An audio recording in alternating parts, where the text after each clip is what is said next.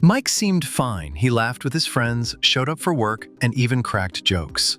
But then, one day, he gave away his prized baseball glove and stopped returning messages. Nobody thought much of it, until the unthinkable happened. Don't let this be someone you know. Let's uncover the signs he left behind that could have saved his life. Why men are more at risk. Why are men nearly 4 times more likely to die by suicide? The answer points to a silent crisis shaped by pressures we don't often address. Many men grow up with societal expectations to be tough, self-reliant, and unshakable. They're told to avoid vulnerability, push through pain, and never ask for help. Over time, this conditioning creates an emotional barrier, one so high that reaching for support feels impossible. Instead of talking about struggles, they suppress them, which can turn everyday stresses into unbearable weights. The danger here lies not just in the silence, but in the consequences of what happens when emotions are held in for too long. Picture a dam under constant pressure. Steady cracks begin to form. For men, that pressure comes from financial strain, relationship breakups, or even difficulties transitioning out of military service. But society doesn't always give men permission to express their struggles openly. So, they may try to cope quietly and dangerously through heavy drinking, isolation, or other destructive habits. Take the story of a man who's just lost his job. The sudden financial strain isn't just upsetting, it feels like failure. He doesn't talk to his partner about his fears because he doesn't want to seem weak. Instead, he drinks more, isolating himself even further. This is not an uncommon scenario. Research shows that men are less likely to seek mental health care than women, and many of those who die by suicide, nearly 54%, have no diagnosed mental health condition. This suggests the problem often stays hidden, without giving others a warning. Triggers like financial issues and relationship problems hit especially hard because they're tied to identity.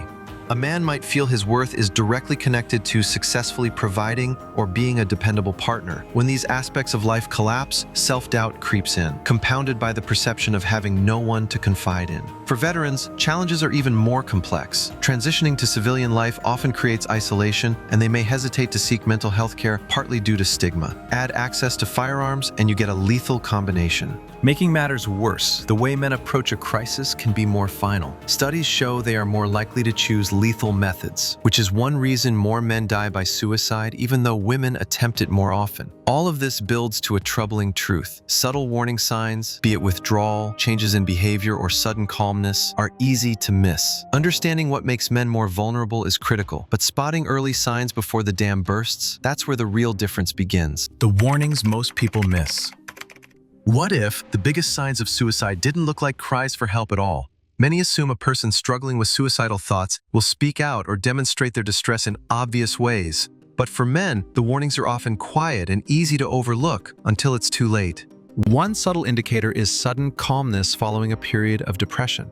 To someone watching from the outside, this might seem like progress, as though the storm is passing. But according to the Mayo Clinic, this change can actually signify that a man has made the decision to take his own life. The pain feels resolved because, in his mind, the struggle will soon end. Similarly, giving away prized possessions is a behavior steeped in meaning. A man might pass on items he values deeply, not as a random act, but as a final gesture of care or closure. It could be a favorite watch, an old guitar, or personal mementos. These aren't just objects, they represent him preparing to say goodbye.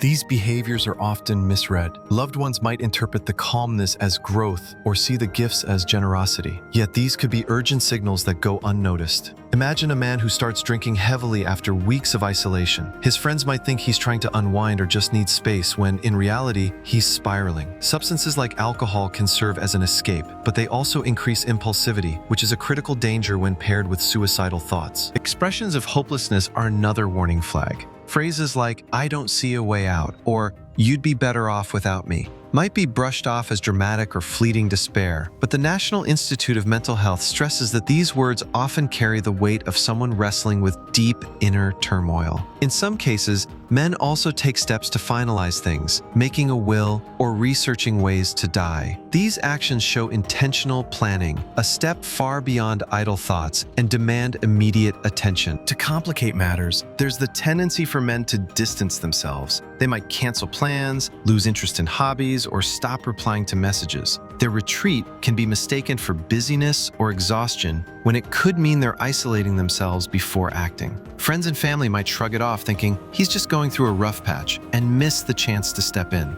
Every warning sign carries a story, but it takes awareness to see what the story is saying. By recognizing these subtle behaviors as signs of distress, you could rewrite the ending before it's too late. So what can you do if you notice these signals? Let's look at the steps you can take to change the outcome. How to intervene and save a life.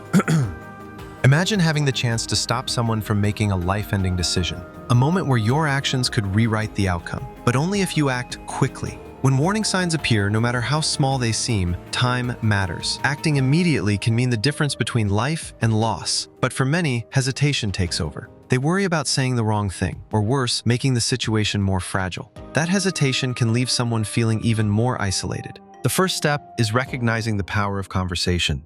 While it might feel intimidating, asking directly, "Are you thinking about hurting yourself?" is one of the most effective ways to open the door. Experts like those at the Mayo Clinic emphasize that being direct doesn't plant the idea of suicide.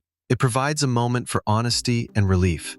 What matters is how you ask. Speak without judgment and listen without interrupting. Sometimes, just being heard is enough to break through the silence. That means no, "Why would you do that?" or "It isn't that bad."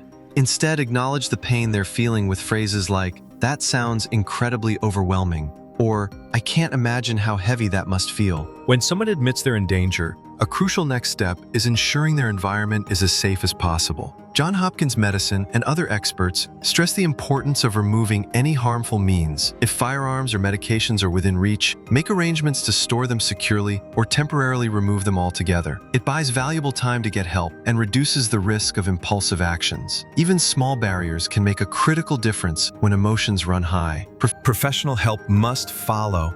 Encourage and even offer to assist the individual in accessing resources like therapy, counseling, or community support groups. A mental health professional can provide tools to manage emotions and develop healthier coping strategies. But in that moment of crisis, connecting with immediate help is just as essential.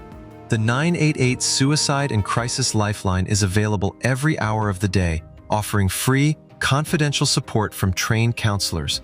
A simple call or text could stabilize a situation that feels unmanageable.